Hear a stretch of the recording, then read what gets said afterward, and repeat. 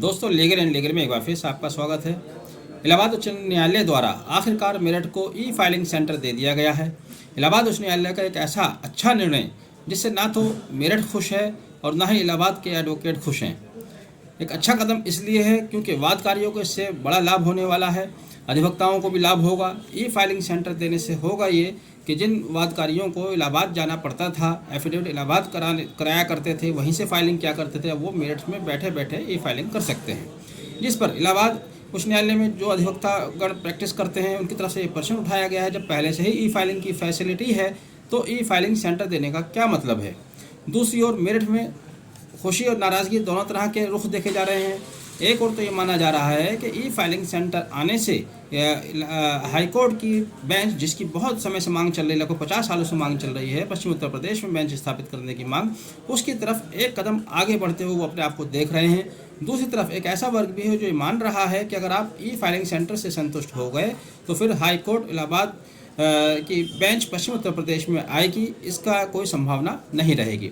इस संबंध में मैंने जिला बार एसोसिएशन के अध्यक्ष श्री शिवदत्त जोशी जी से भी बात की। उनसे बात इसलिए की क्योंकि नोडल ऑफिसर ने जो पत्र लिखा है ये भी एक अजीब सी बात है। उन्होंने केवल जिला बार एसोसिएशन के अध्यक्ष को पत्र लिखकर इस बात की जानकारी दी है। 25 अक्टूबर का ये पत्र है, राजमंगल सिंह यादव द्वारा लिखा गया है। नोडल ऑफिसर हैं जिन्होंने बताया है कि आप 1 नवंबर 2023 से ई फाइलिंग सेंटर पर ई फाइलिंग की प्रक्रिया शुरू कराएं।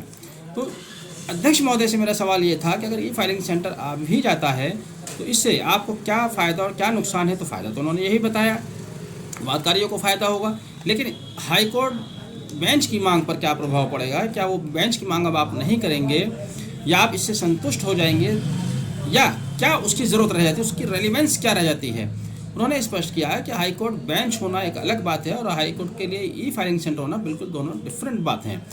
आप यहाँ से ई फाइलिंग कर सकते हैं, ई फाइलिंग के थ्रू आप अपेयर भी हो सकते हैं, लेकिन फेस टू फेस या फिजिकली कोर्ट में पेश होना वो एक अलग बात है। दूसरा, बेंच होने के बाद बहुत सारी चीज़ें होती हैं, एडवोकेट्स आपके आगे जाके प्रमोट होते हैं, कॉलेजियम की कैटेगरी में आते हैं, कॉलेजियम उनको आगे जजशिप के लिए भेजता है, तो वो सारी चीज़ें ई फाइलिंग सेंटर में तो सवाल ही पैदा नहीं होता। जब हाईकोर्ट बेंच होंगी तो उस तरह की सारी सुविधाएं यहाँ के अधिवक्ताओं को भी मिलेंगी। तो उनका कहना था कि जो हाईकोर्ट बेंच की मांग है वो बदस्तूर जारी रहेगी।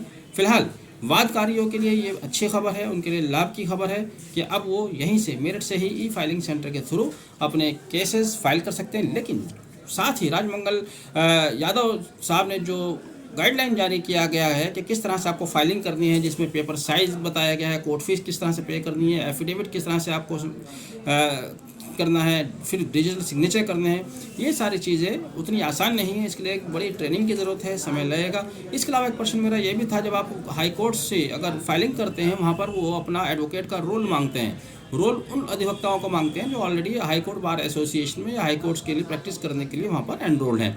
अब अगर आप यहाँ पर सेंटर देंगे तो उनका मेंबरशिप तो वहाँ पर है नहीं, और अगर आप हाई कोर्ट बार की मेंबरशिप लेते हैं तो आपको अपने ज़िले की मेंबरशिप छोड़नी पड़ेगी। तो ये एक असमंजस्य की स्थिति पैदा होगी। इसके ऊपर उन्होंने कोई स्पष्ट जवाब नहीं दिया, कह रहे हैं कि आगे भी इसमें कुछ चीज़ें चेंज होंगी या स्पष्टीकरण आएंगे तब डिसाइड किया जाएगा। बहरहाल ये एक अच्छा कदम है, अच्छी खबर है मेरठ वालों के लिए और पश्चिम उत्तर प्रदेश वालों के लिए।